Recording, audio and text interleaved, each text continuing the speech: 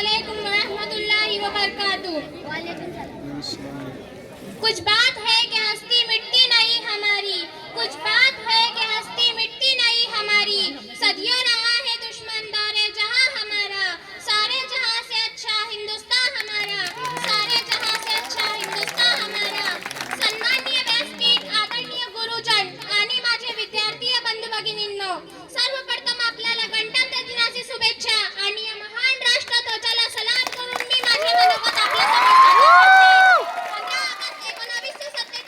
या वर्षी भारताला स्वातंत्र्य मिळाले।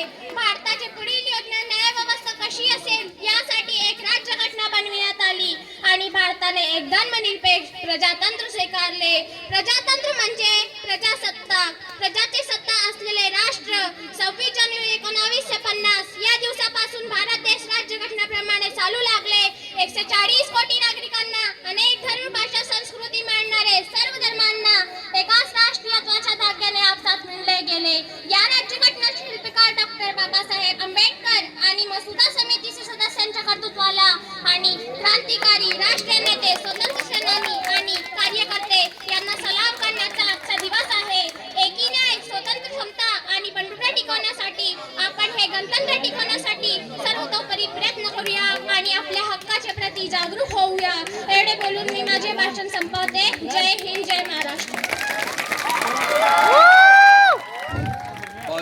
ये थे आपके सामने मराठी में तकरीर पेश करते हुए आयशा इलियास पटवे साहब। हजीम भाई की तरफ से 100 रुपये का इनाम, इब्राहिम शाह साहब की तरफ से 200 रुपये का इनाम, तौसीफ ठेकेदार साहब की तरफ से 50 रुपये का इनाम, अमोल भाई की तरफ से भी जो है 100 रुपये का इनाम, हमीद पटवे साहब की तरफ से 100 रुपये का इनाम, कलीम भाई की तरफ से 100 रुपये का इनाम।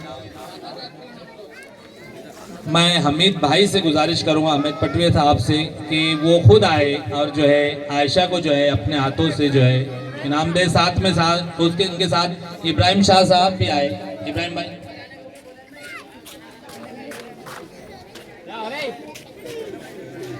जहांगीर भाई की तरफ से भी 100 रुपये का,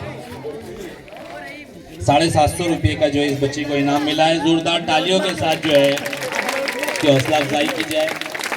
जज़ाकल्लाह, शुक्रिया इब्राहिम भाई।